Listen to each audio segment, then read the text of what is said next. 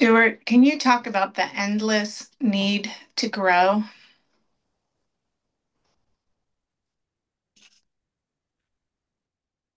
Look, sometimes we have ambition to attain things, and once we attain them, the need to attain anything more just ends. And that's an impossibility if you want a spiritual life, because what we're trying to attain and what we need is a connection with God. Connection with God is a connection with infinite energy in the universe.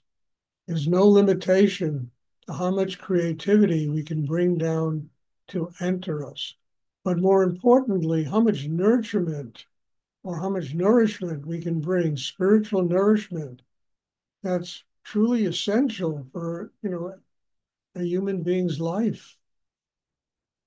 So, the need to grow, it can't be satiated.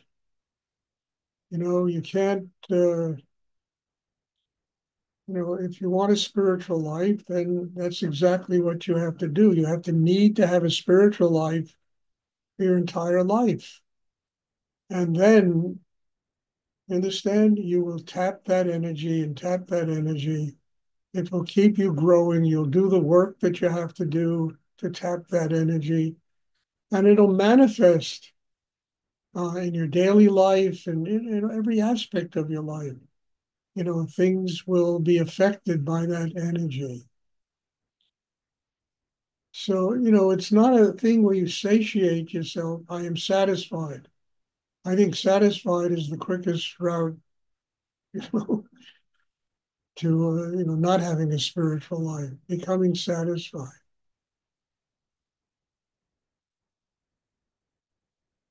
And, satisfaction, has all kinds of connotations. You're relaxed.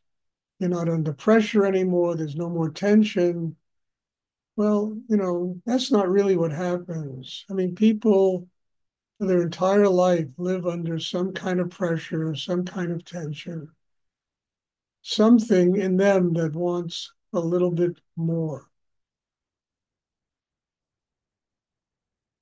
I mean, I'll never forget when I lived in Texas, I used to drive through these little towns and I mean, seeing these old men sitting on porches there, with cowboy boots and cowboy hats and just sitting there, and their biggest occupation was just swatting flies. And seeing that level of satisfaction used to scare the shit out of me. I said, I will, how in the world can I ever allow my life to become that? And I knew that by the constant depth of inner work and tapping higher creative energy, uh, life will be creative till the moment that I leave this world.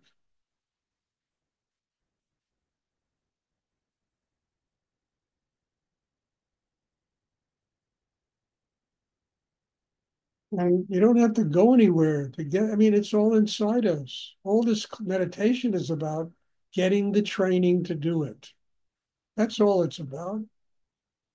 Nurturing oneself, building a system inside that enables you to use the mind and breath to tap an endless resource of energy and consciousness and spirit that exists inside a human being.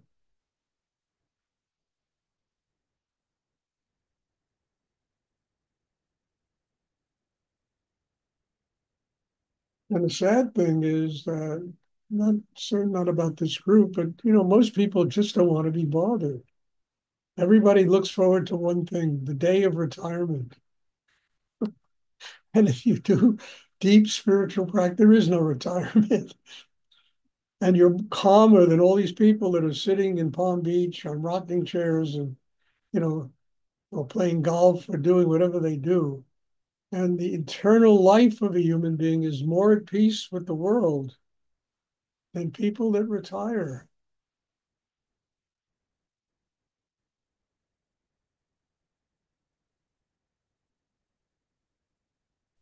Hi, Stuart. I have a question.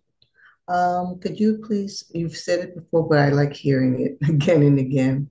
The importance of meditating on your own, the consistency of meditating. Just something what you were saying.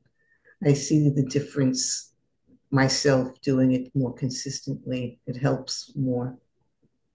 Well, look, Irene, it's very important to sit down every day for at least a half hour and independently open and develop the chakra system. You come here, I keep telling everyone this, this is like a filling station here. You come to get energy. That energy can be used in every aspect of your life. And it also should be used sitting down for about a half hour every day on your own. Have a picture of a guru or a teacher or, somebody that's sitting in a state of meditation and focusing yourself and doing the meditation. It gives you a certain amount of independence and knowledge that you can practice this thing on your own. At the same time, it also tells you that, hey, go back to the filling station. You need to get some, Shakti in order to fill yourself up. You'll never be as strong sitting home alone and doing it. Mhm. And that's why I have these. I mean, look, now it's 6 times a week I have these classes because the classes are always much more powerful than doing it on your own. But they give you the power. When I first sat down to do this on my own, I couldn't sit for literally 5 minutes. My head was, yakking away. And then gradually, incrementally, I began to master that. And I was able to sit for a half hour, sometimes 40 minutes. Thank you. So you got two things going here. One of these classes, and then doing it on your own. Total amount of time it would take up maybe an hour and a half in your day. And not every day, because the classes aren't every day. Does anyone else have a question?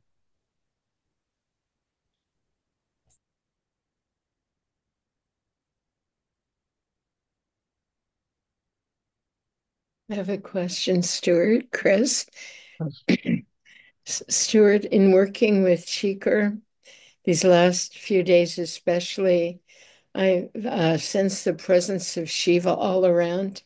And from your sending me to Nepal, I learned about Shiva. And it made me wonder why Rudy was given the name Rudrananda, which is I would like to know why. Why? Because he was the most primordial energy that existed in the 20th century. Wow. And Rudra is the most primordial aspect, the earliest possible aspect of Shiva is Rudra. And Rudy was that kind of energy. Yeah. What else? Thank His name was Rudolph. He was born with the name you. Rudolph. Yeah, I know. You know, everybody called him Rudy. But in reality, he was probably the single most primordial energy of the 20th century. Thank you. So his guru called him Rudrananda. And he didn't even want to become a Swami. He told me, he said, I had to become a Swami because it was the only way I can get the teachings in India. He said, the name is a lot of nonsense in the West. Who wants to be a Swami here? But he said, in India, I had to become a Swami because it gave me the entree to getting a much deeper training. Yeah. Person I was studying with. He said, but I don't want to be, nobody calls me Swami Rudrananda.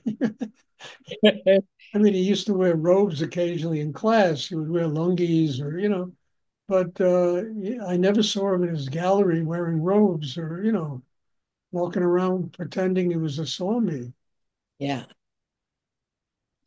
But he said, I needed it to get the teachings that I needed for my life. So I became a Swami. They made me a Swami. I see. And what else were they? I mean, it was the most powerful energy imaginable, Rudy. I mean, I'm maybe the big toe of Shiva. He was Rudra.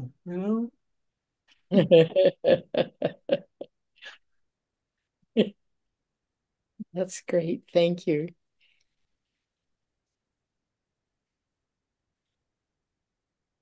You know, in my life, when I was younger, I needed somebody like that. I needed a no bullshit teacher, somebody who would tell me exactly where I was at and what I had to do. And, you know, and having a teacher like that, it trained me into, so, ultimately getting such profound security in myself that I can do what I do today. Yeah. Well, you're that kind of Easy. I teacher. must have ran away from Rudy 100 times. Why am I here? Who needs this? Blah, blah, da, da. And then I said, so where are you going to go? Where are you going to find another being like this on this planet that can do this for you and is willing to do it for you? That's the hardest thing. Finding somebody that not only can they do it, but they're willing to do it. That you don't become their slave. You're one of their disciples. They can use any way they want to use them. It's just nonsense. But they can truly train you in how to develop your chakra system and your connection with God.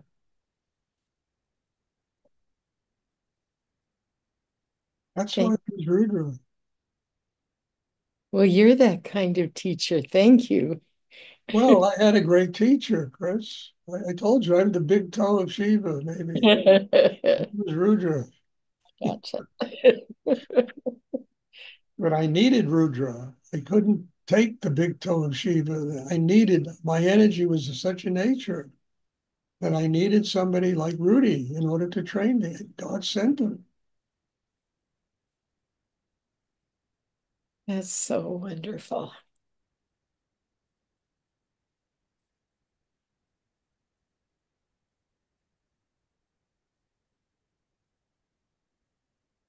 And he had humility, Rudy. He really did. I mean, I'll never forget when I was sitting there listening to Muktananda going on about God is the guru, and if you worship the guru, you will get spiritually enlightened, and your job is to worship. And he went on, worshiping the guru. And Rudy whispers in my ear, God is God. The best the guru can be is the servant of God and the servant of his students. I'll Oh, never forget that as long as I live. Brought a tear to my eye. The humility was so extraordinary that you wouldn't expect it from Rudra. You know, it was extraordinary. It really changed something in me, in my approach to this meditation practice.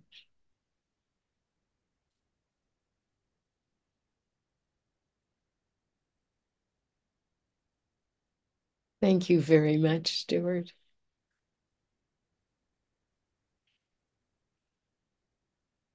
Does anyone else have a question? Got to take advantage of it.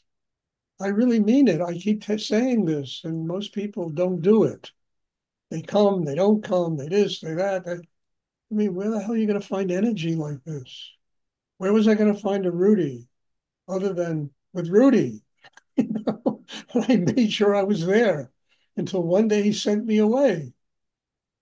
And his last words were to me when he sent me away. He said, if anyone had asked you who the guru is, you tell them the guru is life. He sent me into life with the training to be able to sit in front of life and let life be my guru. I had the training to do it.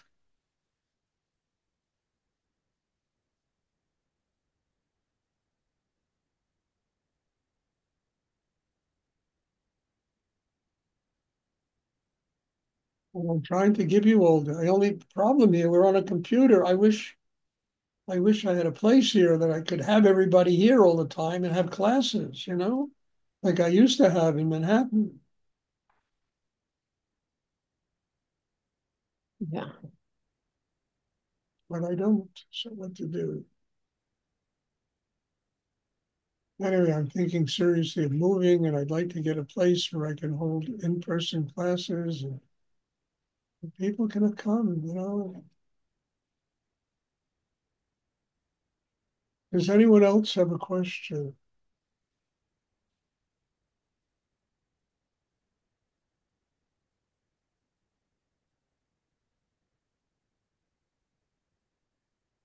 don't think any of you ever met Rudy. I mean, I remember the time I met him, I walked out of his gallery and I said to this friend of mine, Charlie, I said, I don't know what happened in there, Charlie, but I got to go see this person again. This person has something important to give me in my life. Told him that. And that was like my one meeting, first meeting. Said, I have to go back and meet this person. And then God didn't trust me that I would go back, although I would have. And I went back to Charlie. I was sleeping on the floor of Charlie's apartment in Chelsea in Manhattan, you know, and just got back from Europe. And we're walking up the stairs and we meet this guy, Ed Borden. I never forget this. And Ed said to me, I knew him, you know, because I had lived in that building for a number of years and I knew him, but never just hello on the stairwell, you know. And Ed said, how would you like to come in and have some tea in my apartment? So we said, great. We walked into his apartment. We're talking about a tenement, a railroad flat, bathtub in the kitchen, toilet in the hall, you know, in Manhattan. Has a $500,000 Oriental art collection in this apartment. And I walked in there and they said, where'd you get all this stuff? I said, well, there's a guy in Greenwich Village named Rudy who I had met an hour before. And I said, Stuart, the gods are talking to you. One time in your life, listen, listen. And the next evening, I went down there and started meditation with him.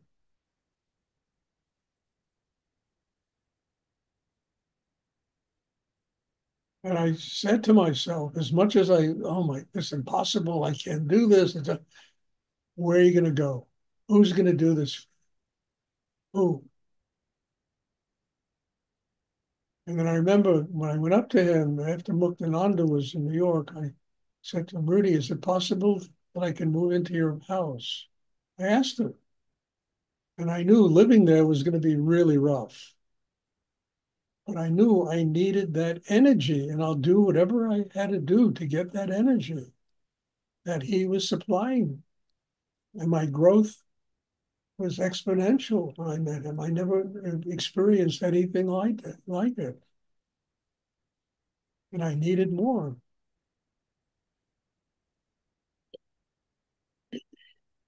Living in his apartment, you know, he had a brownstone, not a brownstone, like a loft building there, 10th Street.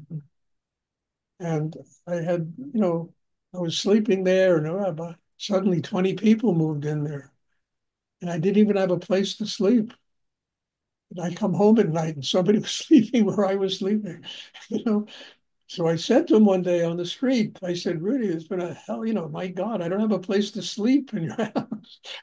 So he points at a weed in the sidewalk, and he said, that weed has more guts than you have, more courage than you have, growing in a sidewalk in New York City. Never opened my mouth again, ever. I said, Stuart, you know, you're there not to sleep. You're there to get Rudy's teachings. That's why I was there.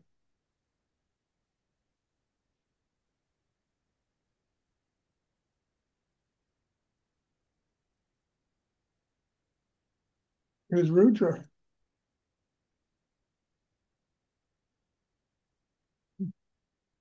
Does anyone else have a question?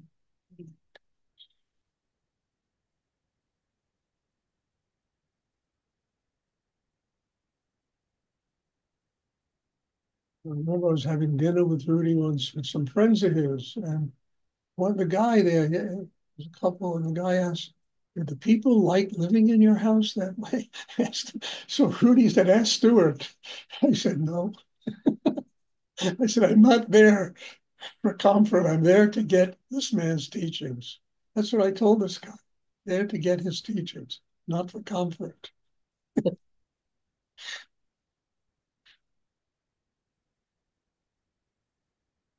Anyway, it reminded me of the story. Pardon me for going on like this. It reminded me of the story of Milarepa, you know, build me a house. He built whatever his name was, the Marpa, Mapasita. What? Forgot Marpa. Yeah. Mapa. He built Mapa 13 houses. We build one. Oh, my wife doesn't like it. We can make an old Jewish guy mop. My wife doesn't like it. Build it over there. You know, built him 13 houses. What could have been left of Milarepa's ego? Nada. Nothing. Nothing. He became the poet saint of Tibet. Yeah. The poet saint of Tibet, Milarepa. And before Mappa, he was a magician. He was a black magic. He was into all kinds of nonsense, Milarepa. There we sculpt him with his hand to his ear, listening to the music in the cosmos, you know? He was a singer.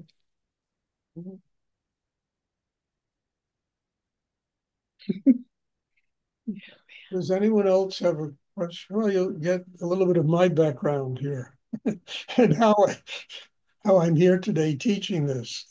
You know?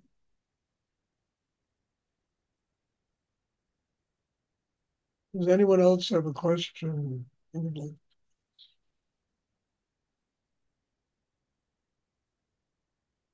So when people complain to me, I never listen. I'm really not interested in their fretching and complaining and that. I just work through it. Okay, if there are no more questions, there'll be a meditation class on Thursday. Thank you. God bless you all. And I'm looking forward to seeing you all. Have a wonderful couple of days. Well, thank you very much, Stuart. Thank you, Stuart.